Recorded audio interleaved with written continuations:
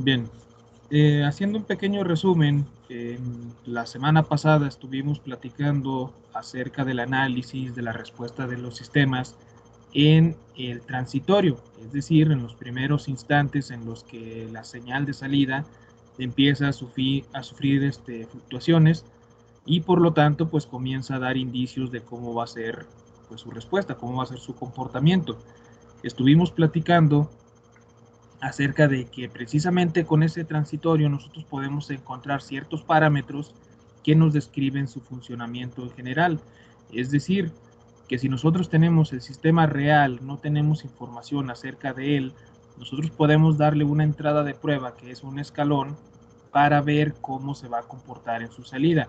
Medimos la salida, hacemos precisamente mediciones específicas según la salida que presenta, según el comportamiento, y con base en ello podemos encontrar la función de transferencia. Entonces, técnicamente a eso se le conoce como identificar sistemas, es decir, conocer si son de primer orden, de segundo orden, y recordemos que en segundo orden tenemos al menos 4 tipos de comportamientos, que son el oscilatorio, el subamortiguado, el críticamente amortiguado y el sobreamortiguado. Y también vimos el caso especial cuando la salida de los sistemas inicia en cero, tiene oscilaciones y regresa a cero. Entonces ese es un caso particular cuando los sistemas tienen precisamente ceros o raíces en el numerador de la función de transferencia. Entonces también vimos cómo identificar esos casos. Una vez que hemos completado el análisis del transitorio de la señal de salida de un sistema, pasaríamos a lo que es el estado estacionario, es decir, la segunda parte de la señal, que es cuando ya no sufre modificaciones o ya no tiene cambios, ya se queda en un valor fijo, en un valor estable. Cuando analizamos ese tipo de sistemas o analizamos el estado estacionario, nos podemos dar cuenta precisamente que existen tipos de sistemas. Anteriormente hemos estado trabajando o hemos estado mencionando que los sistemas se clasifican en orden, ¿sale? Es decir, si tengo un polinomio de primer orden, entonces es un sistema de primer orden. Si la función de transferencia tiene dos raíces o dos polos, entonces es un sistema de segundo orden, y así sucesivamente. Aquí vamos a analizar que hay sistemas que son de diferente tipo, y eso va a estar dado por precisamente cuántos de esos polos se encuentren ubicados en cero, es decir, exactamente sobre el eje imaginario, pero a la vez en cero en el eje real, ¿vale? Es decir, cuántos polos están directamente ahí puestos en el origen del plano complejo S. Entonces, estos sistemas los podemos clasificar precisamente, como les mencionaba, de acuerdo a cuántos números de polos tienen ahí en ese origen del plano complejo S, y a eso se les consideran como sistemas tipo N, N por el número de polos que vayan a tener.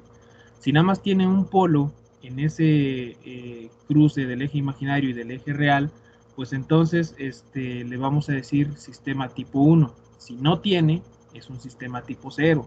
Si están dos polos ahí amontonados, va a ser un sistema tipo 2. Es algo bastante sencillo de deducir o de comprender esa parte. Entonces, si tiene un polo precisamente en 0, y va a ser del tipo 1 y así sucesivamente, lo que les mencionaba. Por ejemplo, noten esta función de transferencia que tenemos aquí. Si se fijan, tiene un solo polo, es un sistema de primer orden, ¿sale? Y ese polo está ubicado en menos b, ¿sale? Porque el valor que tenga S sumado más esta vez, si S es menos B más B, me queda 0. Entonces recuerden, los valores de S que hacen 0 el denominador, se les llama raíces o se les llama polos. Entonces en este caso, el valor de S o el polo está en menos B, ¿sale? Entonces este sería un sistema tipo 0. ¿Por qué? Porque nada más tiene un polo y no está en el origen, ¿sale? Entonces es un sistema tipo 0. Para este otro sistema que tenemos acá, nótese que es un sistema de segundo orden, ¿sale? Entonces, un polo, como dijimos acá en este caso, uno está en S igual a menos B, y el otro polo va a estar en S igual a 0, ¿sale? aquí ya encontré un polo en el origen, por lo tanto este va a ser un sistema tipo 1. ¿Sí se entiende esa parte? Sí, profe.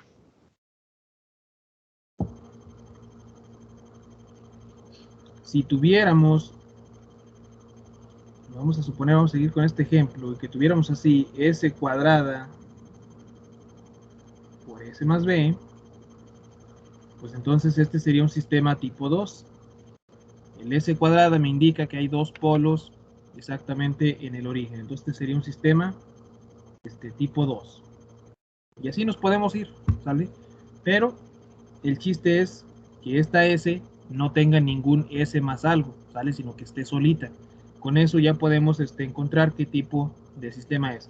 Entonces, si se fijan, aquí este sería un sistema de tercer orden, tipo 2, este sería un sistema de segundo orden, tipo 1, y este sería un sistema de primer orden, tipo 0. No siempre va a coincidir, esto es muy importante, que el orden del sistema sea un número mayor que el tipo de sistema, ¿sale? Eso no siempre se cumple aquí. Por coincidencia se dio esa casualidad, pero no siempre va a ser así.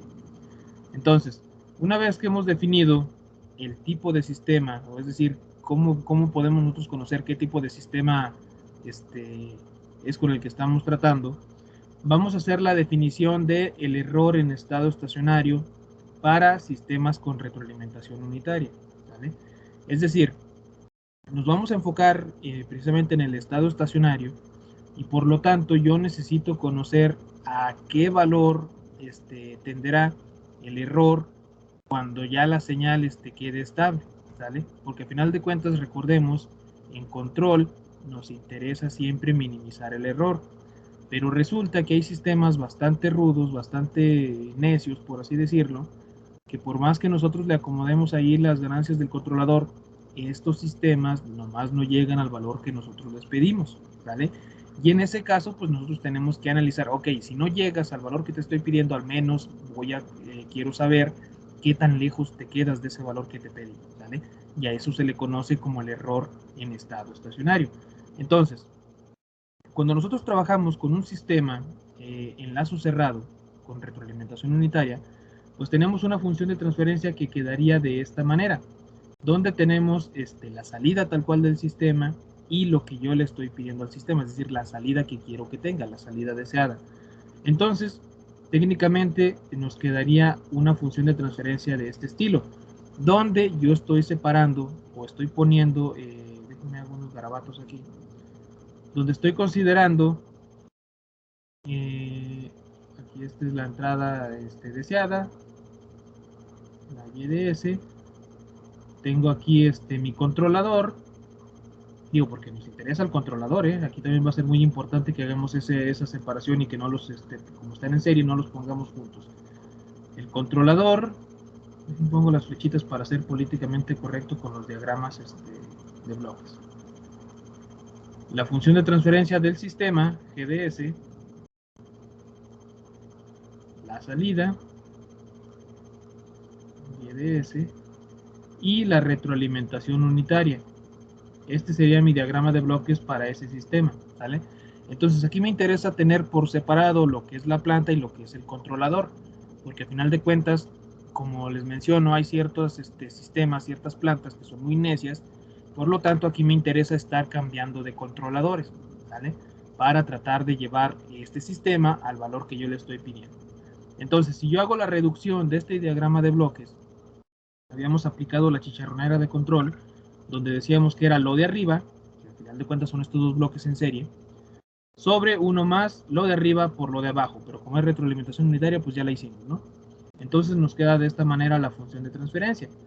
Entonces, hay una herramienta matemática que se llama el teorema del valor final, que nos dice o nos da una, pues sí, vaya, una forma conveniente, aquí nos dice, para determinar el comportamiento de un sistema en estado estacionario, siempre y cuando este sistema sea estable. Entonces vamos a aplicar esa herramienta del teorema del valor final para conocer a qué valor va a llegar el sistema una vez que yo le pido una cierta deseada, conociendo el tipo de sistema y conociendo mi controlador, conociendo la entrada que le voy a poner, puedo, sin necesidad de utilizar un sistema real, ver hacia dónde va a llegar. Es decir, esto es matemática pura, ¿sale? Entonces, sin necesidad de prender o tener el sistema real, si yo tengo un modelo matemático, yo puedo estimar a qué valor va a llegar pues, este sistema en conjunto cuando yo le aplique una cierta entrada y le ponga un cierto controlador, ¿vale? Entonces es lo que vamos a ver a continuación. Entonces, si yo despejo el error de todo este bloque, todo este sistema que tengo aquí arribita, por eso lo dejé ahí a propósito, de todas estas líneas rojas, si yo despejo el error, al final de cuentas me quedo en que el error en el dominio de Laplace me quedaría sobre 1 más todo lo de arriba por el valor deseado que yo le esté pidiendo, ¿vale? Este sería el error que yo voy a encontrar en todo este sistema cuando yo le ponga una entrada deseada, tenga un cierto sistema y tenga un cierto controlador, ¿vale? Entonces, esto es meramente haciendo despejes de todas estas, pues sí, de este diagrama de bloques que habíamos visto en la unidad 1. Entonces, si yo aplico el teorema de valor final, voy a encontrar el error en estado estacionario, es decir, cuando el tiempo tiende a infinito y cuando la señal pues ya no se mueve, cuando mi sistema ya se quedó en un valor fijo. Entonces es aplicar el límite cuando t tiende a infinito, porque es lo que me interesa, el estado estacionario es ya muy adelante en el tiempo, del error en el tiempo. Entonces eso aplica exactamente igual que si yo no estoy en el tiempo, yo estoy en el dominio de Laplace, pues entonces voy a hacer el límite cuando s tiende a 0 del error que acabo de definir acá, pero multiplicado por s, por la variable compleja s, ¿vale? Es decir, aquí lo único que estoy haciendo es que me estoy pasando del tiempo, me estoy pasando al dominio de Laplace, y así calculo el error en estado estacionario, que son equivalentes, ¿vale? En tiempo o en frecuencia, estas son las equivalencias. O lo que sería lo mismo en este caso, de hacer el límite cuando s tiende a 0 de la variable compleja s multiplicada por el valor que yo le estoy pidiendo en la entrada de 1 más la función de transferencia del controlador por la función de transferencia de la planta. Y así yo voy a encontrar a dónde va a llegar mi sistema con lo que yo le pida, con el controlador que yo tenga y según el sistema con el que esté trabajando. ¿Dudas hasta aquí?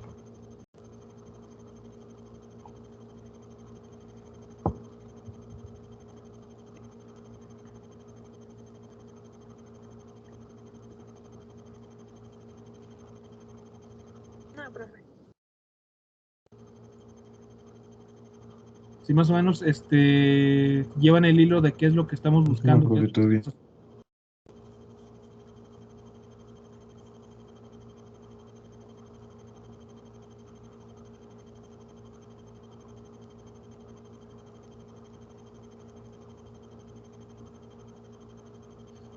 Bien, entonces vamos a continuar. Entonces ya tenemos una herramienta bastante importante, bastante útil, que es el análisis en estado estacionario, ¿sale? Es decir, ya puedo yo saber hacia dónde va a llegar mi sistema una vez que yo le pida algo. Les reitero, conociendo el controlador que voy a utilizar, conociendo la entrada de prueba que voy a poner y conociendo el tipo de sistema que tengo. Ojo, conociendo el tipo de sistema, no el orden, ¿sale? Aquí nos interesa el tipo de sistema. Entonces, ya tengo esta herramienta que es el teorema del valor final aplicado en el dominio de Laplace o en el dominio frecuencial. Por lo tanto, ya puedo hacer una definición de constantes de error, ¿sale? Esta definición o estas constantes del error son muy útiles porque a final de cuentas los sistemas tienen pues diferentes comportamientos, ¿vale? Entonces, estas constantes de error estático, porque así se les conoce como constantes de error estático, son definidas como, pues vaya, se les dice figuras de mérito o bien valores cuantitativos de los sistemas de control. Es decir, volvemos otra vez a la parte donde no hay un sentido físico, no hay un sentido real, sino que simplemente se utilizan para más o menos estimar qué tan bueno es el controlador, ¿sale? Es decir, darle un valor cuantitativo a algo que es hasta cierto punto subjetivo, ¿sale? Entonces, estas constantes de error nos van a ser bastante útiles para definir, dependiendo del tipo de sistema, qué comportamiento podemos lograr con ciertos controladores o qué tan viable es implementar ciertos controladores. Entonces les digo, aquí en vez de decir es bueno, es malo, no te sirve, si te sirve, pues mejor se deja a criterio del usuario calcular esas constantes de error estático y definir con base en números, en valores numéricos, si conviene o no conviene utilizar X o Y controlador, ¿vale? Entonces, en este caso, cuanto más altas sean estas constantes de error estáticas, pues más pequeño va a ser el error en estado estacionario, ¿sale? Entonces ahí ya empezamos a ver una pequeña, pues digamos, posible aplicación, ¿sale? Pero aquí no hay umbrales, es decir, si tenemos arriba de 10 en la constante de error de posición estático, pues ya la hicimos, ¿no? El sistema va a ser estable. No aplica así, no aplican ese tipo pues de conjeturas, ¿vale? Entonces, si tenemos un sistema determinado, un sistema X, ya lo hemos dicho muchas veces, la salida puede ser la posición, la velocidad, presión, temperatura, voltaje, corriente, es decir, tenemos múltiples variables de interés, por lo tanto cualquiera de ellas se puede convertir en una salida para un sistema. En tal caso, pues la forma física de esta salida pues no viene al caso en el análisis del estado estacionario, simplemente nos interesa saber si llego o no llego al valor que le voy a pedir, independientemente de la naturaleza de la variable con la que esté trabajando. Por lo tanto, fíjense lo que vamos a hacer. En lo sucesivo, a partir de este momento, vamos a nombrar posición a la salida, o sea, tal cual, sea temperatura, sea voltaje, sea lo que sea, si nosotros estamos midiendo una salida, le vamos a nombrar posición, ¿sale? Velocidad, también le vamos a nombrar, pero a la razón de cambio que tenga esta variable, ¿sale? Es decir, técnicamente, lo que yo quiero decirles aquí, para no andar confundiéndonos, es que vamos a nombrar, si yo tengo una variable, la que ustedes quieren a la salida, es más, la voy a poner así en términos así tal cual. Yo tengo y de s, voy a generalizar y decir que esta va a ser la posición. Reitero, aunque sea voltaje, aunque sea temperatura, aunque sea caudal de agua, sea lo que sea, la variable y de s va a ser la posición. Los cambios de esta variable, pues va a ser y punto de s, va a ser la razón de cambio que tenga, y lo voy a nombrar como velocidad. Porque a final de cuentas creo que estamos más familiarizados en que si vemos una derivada, pues inmediatamente lo relacionamos con la velocidad. Y la doble derivada, pues entonces ya va a ser la aceleración, ¿vale? Es decir, creo que estamos más familiarizados con esas, con ese orden de derivadas, con estas magnitudes físicas, que si yo les digo la segunda derivada de la temperatura, que si les digo la segunda derivada del voltaje, etcétera, si yo les menciono aceleración, inmediatamente ustedes evocan una segunda derivada. Si yo les digo velocidad, automáticamente evocan una primera derivada, ¿sale? Y si yo les digo posición, pues es una salida tal cual, ¿sale? Entonces, estas van a ser las generalizaciones para cualquier variable de interés, ¿sale? Eso que quede muy claro. Entonces, cuando digamos la salida va a ser la velocidad, aunque sea un sistema térmico, nosotros sabemos que es el cambio de temperatura, ¿sale? Para que luego no vaya a haber confusiones. Entonces, en un sistema de control de temperatura, pues posición va a representar a la temperatura tal cual de salida, la velocidad va a representar la razón de cambio de la temperatura de salida, es decir, qué tanto va aumentando, y la segunda derivada o la aceleración de la temperatura, pues es la segunda derivada de esa temperatura del sistema, ¿vale? Entonces así es como lo vamos a estar trabajando para este caso de entender o comprender a qué nos referimos con las constantes de error estáticas, ¿vale? Entonces, vamos a analizar primero, déjenme quito sus garabatos, la constante de error de posición estática. Esa constante de error de posición estática la vamos a denotar por una K y con un subíndice EP. Entonces va a ser la constante del error de posición estática. Todas las constantes las vamos a manejar así, como estáticas. Nos interesa que se queden en un valor fijo. Entonces, vamos a suponer que tenemos nosotros este sistema de control de la figura 28, donde yo voy a dar un valor de referencia. Obviamente se genera un error porque ahí necesito tener una retroalimentación, que vamos a manejar la unitaria para este caso, para simplificar las cosas. Y tengo pues un sistema, una planta, ¿vale? Por lo tanto, de esa planta pues me interesa una cierta variable que va a ser mi salida. Entonces, como ya habíamos visto en las diapositivas anteriores, el error en estado estacionario para este sistema con una entrada en escalón nos va a quedar de este estilo. El error en estado estacionario, dijimos, se calculaba con el teorema del valor final. Aplicábamos el límite cuando S tiende a 0 de la variable compleja sobre lo que es el polinomio característico de este sistema, que era 1 más G de S, es decir, 1 más el de arriba por el de abajo, ¿sale? Y después multiplicábamos la entrada deseada o el valor de la salida deseada. Si yo estoy diciendo que quiero un escalón en la entrada, la transformada de Laplace para un escalón es 1 sobre S, ¿vale? Esa sería mi entrada deseada, esto que tengo aquí. Déjenme activo otra vez esta cosita. Entonces, 1 sobre S que estoy encerrando es la entrada, es el escalón, ¿sale? En términos de Laplace. Esta S es parte de la fórmula que dijimos que íbamos a multiplicar a S por el error en estado estacionario, y esta parte de aquí de abajo sería el polinomio característico de la función de transferencia, o bien el de arriba, digo 1 más el de arriba por el de abajo, ¿sale? Por lo tanto, si yo evalúo el límite cuando S tiende a 0, esta S, déjenme quitar sus garabatos, esta S con esta S se cancelan automáticamente, y lo único que me queda es evaluar S cuando tiende a 0 en la función de transferencia G de S, ¿vale? Es decir, en la función de transferencia de la planta. Por lo tanto, técnicamente yo tendría que es 1 sobre 1 más la función de transferencia evaluada en 0. ¿Sí se entiende esa parte? Sí, profe, todo bien.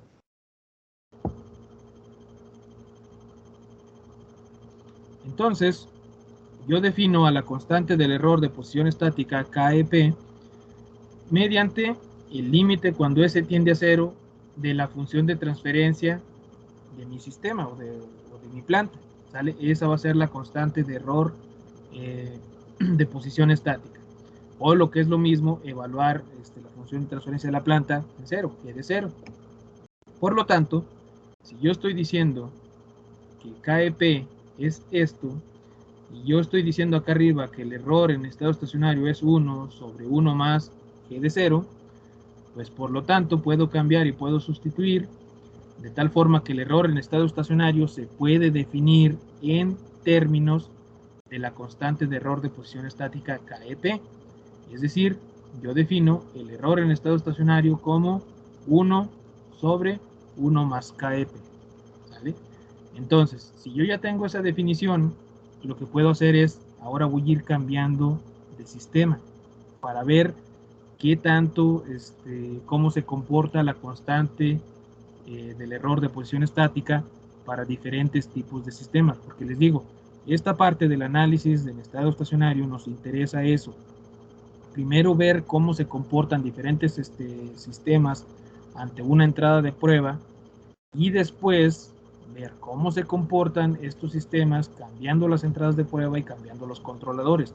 Aquí vamos a hacer pues vaya, muchas permutaciones, porque les decía en clases anteriores, a final de cuentas el controlador no lo es todopoderoso, y si tengo diferentes entradas de prueba, tengo diferentes controladores y tengo diferentes sistemas, pues de alguna manera tiene que haber ciertas combinaciones por ahí que sí resulten, y tiene que haber ciertas combinaciones que de plano no resulten, ¿vale?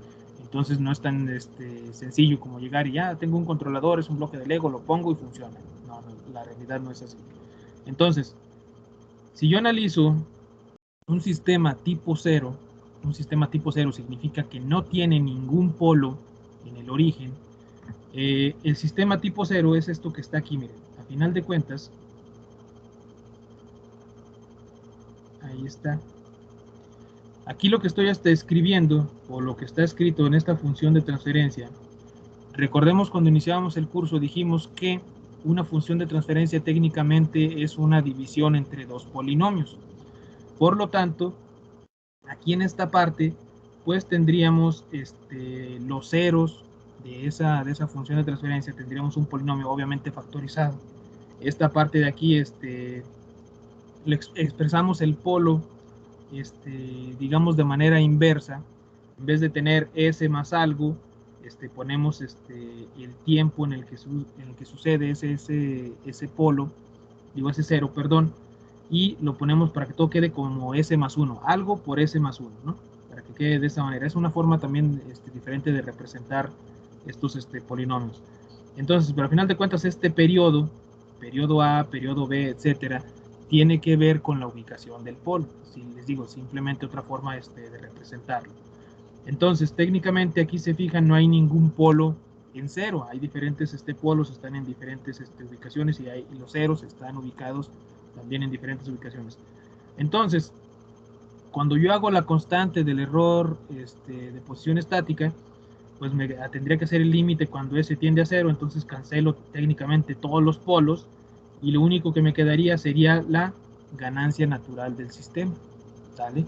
Entonces, si yo estoy trabajando con un sistema tipo 0, la constante del error de posición estática está directamente relacionada con la ganancia natural del sistema. Si yo trabajo con un sistema tipo 1 o mayor, es decir, que tengo un polo, al menos esta parte de aquí, un polo en cero, entonces fíjense lo que pasa. Todos los polos, estos se cancelan, toda esta parte de aquí se cancela, y al final me quedaría K sobre S, ¿sale? Pero S tiende a 0, entonces me quedaría K sobre 0, pues técnicamente me queda un valor infinito.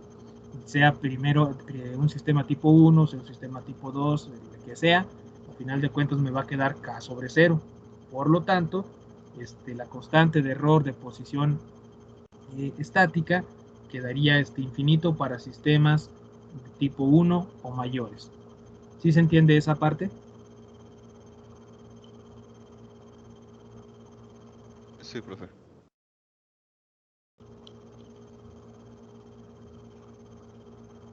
Ok. Entonces, continuamos. De este modo, vemos que para un sistema tipo 0, la constante de error de posición estática KEP tiene un valor finito. Es decir, según la ganancia natural del sistema, la que tenga, pues va a ser un valor medible o un valor fijo. Mientras que para sistemas tipo 1 o mayores, pues la constante de error de posición estática va a ser infinita. Entonces, podemos concluir con este pequeño análisis que si nosotros ponemos una entrada en escalón unitario, el error en estado estacionario se va a quedar de la siguiente manera. El error en estado estacionario va a ser 1 sobre 1 más K para sistemas tipo 0 y va a ser igual a 0 para sistemas tipo 1 o mayor. ¿Por qué 0? Dijimos hace rato, voy a regresarme por acá, habíamos dicho, cuando más altas sean las constantes de error estáticas, más pequeño va a ser el error en estado estacionario, ¿vale? Entonces, si yo saqué que el error en estado estacionario iba a ser infinito, digo, la constante de error de posición iba a ser infinito, pues entonces esta fórmula de aquí es la que me da ese resultado. Si yo tengo 1 sobre 1 más infinito, técnicamente es 1 más infinito, digo, y 1 más infinito, por lo tanto sería, el error en estado estacionario sería 1 sobre infinito, pues es 0, lo definimos así. Entonces, en resumidas cuentas, el error en estado estacionario para sistemas tipo 1 sería 1 sobre 1 más K, y para tipo 1 o mayor, el error en estado estacionario sería 0, cuando nosotros apliquemos una entrada en escalón. ¿Se entiende esa parte?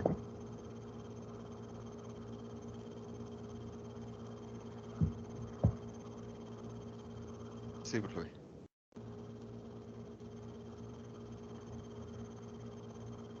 Bien.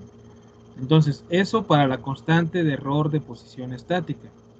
Vamos ahora a ver la constante del error de velocidad estática, y en este caso la vamos a definir como KEV.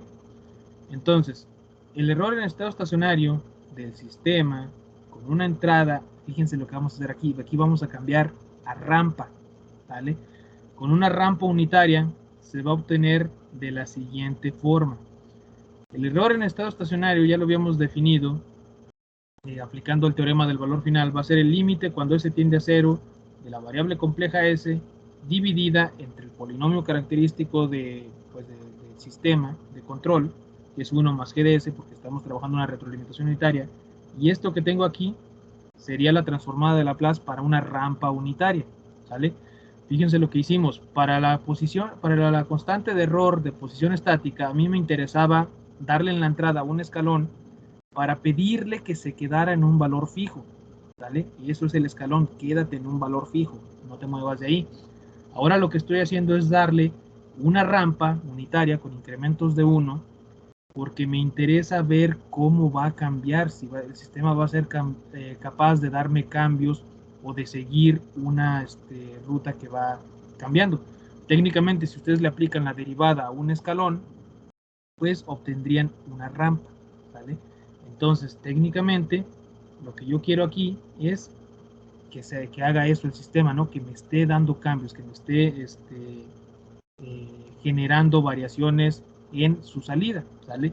Entonces, yo le aplico una rampa a ese sistema para ver o para caracterizar cómo va a ser su constante de el error de velocidad estática. Entonces, técnicamente eso va a ser igual, esta S se cancela con una de estas S, entonces técnicamente yo estaría evaluando para el error en estado estacionario el límite cuando S tiende a 0 de 1 sobre S más G de S. Entonces, la constante del error de velocidad estática K subíndice EV se va a definir de esta forma. Va a ser el límite cuando S tiende a 0 de S por G de S, ¿sale? Entonces, técnicamente el error en estado estacionario va a quedar en función de esta constante de error de velocidad estática a través de el error va a ser igual a 1 sobre esta constante de error de velocidad estática, ¿vale? Entonces 1 sobre KEV, así voy a definir el error en estado estacionario. Y otra vez volvemos a la definición anterior, entre mayor sea la constante, o sean estas constantes, el error en estado estacionario, más cerca va a estar de ser 0, ¿vale? Entonces déjenme borrar estos garabatos, vamos a continuar. Aquí vamos a utilizar el término de error de velocidad para expresar el error en estado estacionario para una entrada rampa. Recordemos, no estamos hablando propiamente de la variable velocidad, estamos hablando de los cambios en cualquiera de las variables de interés que existen en un sistema. Entonces, si yo analizo cómo se va a comportar esta constante de error de velocidad estática, para un sistema tipo 0, dijimos no tiene como se dice, no tiene ningún polo en el origen, por lo tanto, me quedaría ahora S por K y todos los demás, la ubicación de todos los ceros, la ubicación de todos los polos, estos se cancelan entre sí, cuando yo hago el S tiende a 0, y esta S de aquí, pues también me quedaría, se evaluaría en 0, por lo tanto, todo me queda que es igual a 0, todo se canceló, ¿sale? En todos lados había injerencia de la variable compleja S, por lo tanto, para sistemas tipo 0, la constante del error de velocidad estática es igual a 0. Si ahora yo tengo un sistema tipo 1, pues entonces esta S con esta S se canceló. Cuando yo evalúo S igual a 0, todos estos se van y me quedaría únicamente K. Entonces, para un sistema tipo 1, la constante del error de velocidad estática quedaría como la ganancia natural del sistema. Para un sistema de tipo 2 o mayor, pues entonces esta S me quita a una de estas S que están aquí, una de estas S, todas estas se cancelan y forzosamente me va a quedar por ahí una S en esta parte de abajo, entonces me quedaría K sobre 0, entonces ahí se hace infinito. Entonces la constante del error de velocidad estática para sistemas tipo 2 o mayores, pues me va a quedar infinito, ¿sale? Por lo tanto, me regreso a hacer el análisis que había hecho previamente con la otra ganancia y tengo que el error en estado estacionario, utilizando una rampa en la entrada, una rampa unitaria, pues va a quedar de esta manera. Para sistemas tipo 0, el error en estado estacionario va a ser infinito. Para sistemas tipo 1, el error en estado estacionario va a ser 1 sobre K. Y para sistemas tipo 2 o mayor, el error en estado estacionario va a ser 0. ¿Vale? ¿Se entendió esa parte?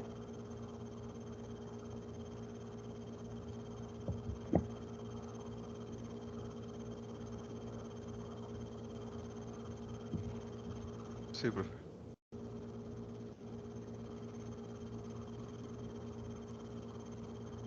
Bien.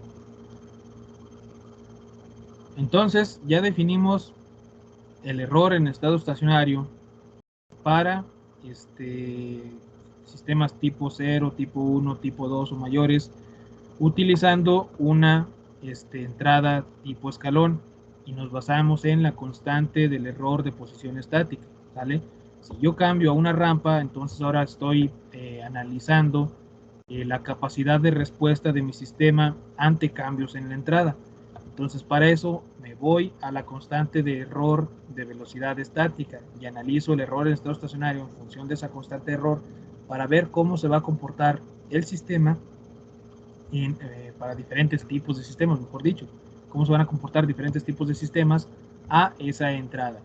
Y ahora continuaría el caso de analizar la constante del error de aceleración estática, K subíndice A, para ver cómo se van a comportar los diferentes tipos de sistemas ante una entrada tipo parábola unitaria. Entonces, aquí fíjense lo que estamos haciendo, estamos cambiando la entrada según lo que nosotros queramos, pues digamos, analizar en estos diferentes tipos de sistemas. Dijimos un escalón para ver que los sistemas se queden donde nosotros les vamos a pedir, una rampa para ver que los sistemas hagan los cambios que nosotros le vamos a pedir, es decir, que sean capaces de soportar cambios en el valor de entrada, y una parábola para ver si estos sistemas, ya sean tipo 1, tipo 2, tipo 0, etcétera, son capaces de soportar pues cambios en la aceleración cuando estos cambios sucedan en la entrada. Entonces, técnicamente nosotros definimos una entrada parábola unitaria de esta forma. Yo digo que esta parábola va a ser t cuadrada sobre 2 para un tiempo mayor o igual a 0, y va a ser 0 para un tiempo menor a 0. Entonces, de esa forma se define la parábola unitaria. Entonces, si yo defino el error en estado estacionario en términos del teorema de valor final, habíamos dicho que iba a ser el límite cuando s tiende a 0 de s sobre el polinomio característico de la función de transferencia en lazo cerrado, multiplicado por el valor, ¿cómo se dice? El valor de entrada deseada. En este caso, una parábola se representa como 1 sobre s más 3. Técnicamente esto es 1 sobre s, la rampa es 1 sobre s cuadrada y la parábola es 1 sobre s cúbica. Así pues se definen en la plaza estas entradas. Entonces, lo que tendríamos a final de cuentas sería el límite cuando s tiende a 0 de 1 sobre s cuadrada por g de s. Así yo voy a definir el error en estado estacionario para esta constante de error de aceleración estática. ¿Sale? Entonces, continuando, esta constante de error de aceleración estática pues la definimos a través de esta ecuación, es decir, otra vez la constante de error de aceleración estática va a ser el límite cuando s tiende a 0 de s cuadrada por g de s. Por lo tanto, el error queda definido en función de esta constante de error estática. Entonces, los valores que puede obtener esta constante de error los vamos a definir de la siguiente manera. Si tenemos un sistema tipo 0, recordemos otra vez, técnicamente tendríamos que tendríamos s cuadrada por k, la posición de todos los ceros, la posición de todos los polos. Entre estos se cancelan cuando evalúo el límite cuando s tiende a 0. Esto también se hace 0, por lo tanto, para un sistema tipo 0, esta constante de error de aceleración estática sería 0. Para un sistema tipo 1, pues otra vez me pasa lo mismo. Todos estos se van. Esta diagonal aquí no va. Aquí tengo un error en el diapositivo 157. Déjenme lo anoto. Ahí se me quedó un error en la 157. Entonces, todos estos valores se hacen 0, este se hace también 0, también se hace 0, y me sigue quedando que la constante de error de aceleración estática para un sistema tipo 1 sigue siendo 0. Entonces, para un sistema tipo 2, ya tendría dos polos ubicados en el origen, por lo tanto esta con esta se cancela, hago 0 todos los demás por, aquí otra vez no va esta diagonal no va aquí, hago otra vez 0, la variable s con el teorema de valor final, por lo tanto la constante del error de aceleración estática para sistemas tipo 2 me quedaría como la ganancia natural del sistema.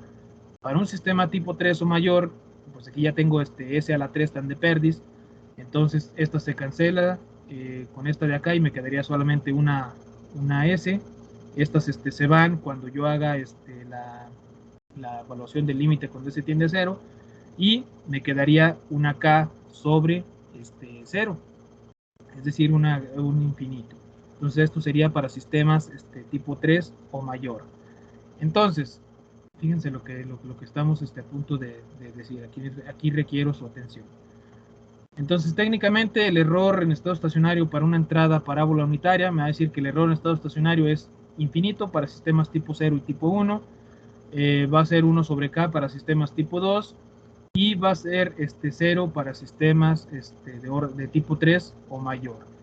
Entonces, si ustedes recuerdan, dijimos que la constante de error de posición estática empezaba a tener un valor 0 a partir de sistemas tipo 1. ¿Vale? Voy a regresarme para corroborar eso. La constante de error de posición, aquí está.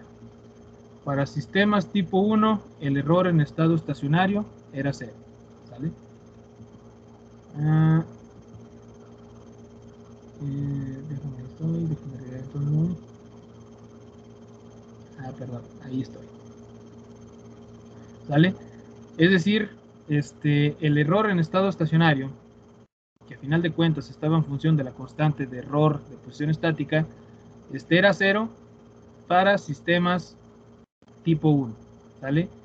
El mismo error en estado estacionario, cuando lo definíamos en función de la constante de error de velocidad estática, que también nos daba 0, era a partir de sistemas tipo 2. Y para el caso de cuando analizábamos la constante del error de aceleración estática, nos da 0, es decir, el error en estado estacionario nos da 0, a partir de sistemas tipo 3. ¿Qué podemos concluir de esto? Que si ustedes tienen un sistema tipo 1 y ustedes le piden que se quede en valores fijos, es decir, le dan un valor de referencia, lo van a lograr con sistemas tipo 1. Con sistemas tipo 0, ustedes le dan una entrada en escalón, porque eso es lo que nos dice la constante de error de posición. Si ustedes dan una entrada en escalón, un sistema tipo 0 nunca va a llegar al valor que ustedes le estén pidiendo, ¿sale? Solamente que sea sistema tipo 1 o mayor, ¿sale? Si ustedes tienen un sistema tipo 2 y ustedes quieren que sufra cambios en la entrada, o bien que el sistema sea capaz de seguir esos cambios, si ustedes tienen un sistema tipo 0 o un sistema tipo 1, ya valió, nunca va a poder el sistema seguir los cambios que ustedes pidan en la entrada, o los cambios que se le presenten en la entrada, ¿sale? Y si ustedes tienen un sistema tipo 0, un sistema tipo 1, un sistema tipo 2, ese sistema no va a ser capaz de seguir aceleraciones o cambios en la aceleración en las entradas, porque nomás no puede. La constante del error de aceleración estática nos dice que sí va a ser capaz el sistema de soportar esas aceleraciones en la entrada, solamente que sea el tipo 3 o mayor, ¿vale? Entonces, ese es el primer análisis que nosotros podemos concluir de aquí, que a final de cuentas se deriva de esta parte del error en estado estacionario, porque recuerden, el error en estado estacionario significa que el sistema está haciendo lo que yo le estoy pidiendo cuando el tiempo tiende a infinito, ¿sale? Obviamente tengo que dar un periodo para que se estabilice esa señal, porque ya hicimos el análisis del transitorio, todos los cambios que sufra un sistema, pues van a generar transitorios, ¿sale? pero lo que a nosotros nos interesa ahorita es el error en estado estacionario. Entonces aquí lo que estamos haciendo es cambiando las entradas de prueba de parábola a rampa, digo de escalón a rampa y a parábola, para caracterizar qué tipos de sistemas sí responden a estas entradas y qué tipos de sistemas no. ¿Sí se entiende esa parte? Este análisis que acabamos de hacer.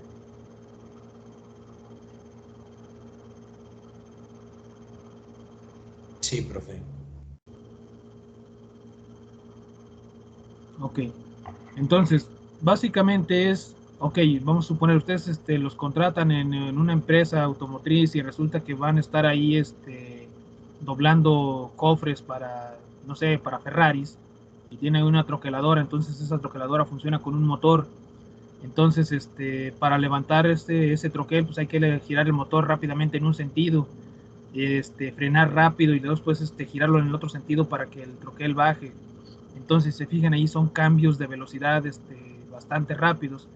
Entonces, si ustedes dicen, ¿sabes qué? Es que este motor nomás no, porque es un sistema tipo cero y ya vi que de las entradas, estos cambios de velocidad en la entrada, pues es un sistema tipo cero, pues nomás no, al menos necesito un sistema tipo 2.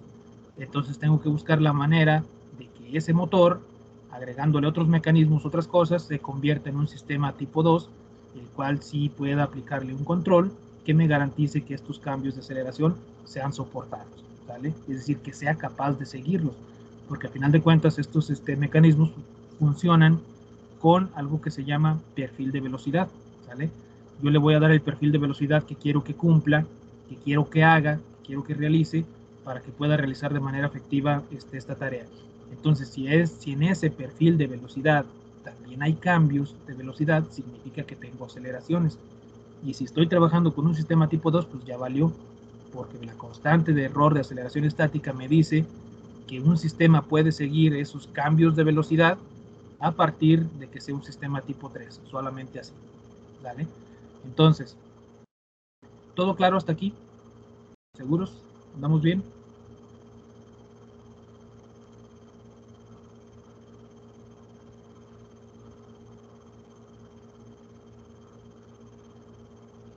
Sí, profe, todo bien. Ok. Si todo está bien, entonces hasta aquí le dejamos y nos estaremos reuniendo mañana otra vez. Les encargo mucho, repasen este tema, las constantes de error de posición y, bueno, las constantes de error estáticas son muy importantes para comprender de mejor manera todo lo que pasa en un sistema de control, ¿sale? Recuerden, no tienen valores físicos, no es una constante de error, no es una constante, de error como lo hemos manejado anteriormente, son meramente apreciaciones que nos dicen esto, para qué tipos de sistemas funcionan ciertas entradas, para qué tipos de sistemas no, a partir de cuándo el sistema sí es capaz de soportar cambios en posición, cambios en velocidad, etcétera, y cuándo no. Y todo se está relacionado con el error en estado estacionario, porque nos interesa siempre nos va a interesar que ese error en estado estacionario sea cero, ¿vale? Entonces ahorita simplemente switchamos o cambiamos las entradas de prueba y manejamos diferentes tipos de sistemas. En la siguiente sesión ya nos vamos a ir a los fierros, ahora sí vamos a entrar a la parte buena, que es la estructura del controlador. Ahora sí vamos a empezar a analizar el controlador PID. Ya tenemos todas las herramientas necesarias para decir, ok, vamos por partes y vamos a ver cuándo funciona un controlador y cuándo no, ¿vale? Con base en todo lo que ya hemos visto. Y aparte de que funcione, me hace estable o me hace inestable el sistema. Porque puede ser que funcione, pero lo haga inestable, ¿vale? Entonces, pero eso lo vemos mañana. Esto ya es spoiler desde ahorita. Entonces, si no hay más dudas, si no hay más cosas que platicar, nos vemos mañana. Les agradezco su asistencia, su atención. Cualquier duda, ya saben, estoy en el correo, aquí en el Teams o en el WhatsApp. Trato de responder lo más rápido posible. Y pues nos estamos viendo mañana. Cuídense mucho y que tengan buen día. Dele, profe, gracias. Al contrario, hasta mañana. Cuídense mucho. No, profe, hasta mañana. Nos vemos.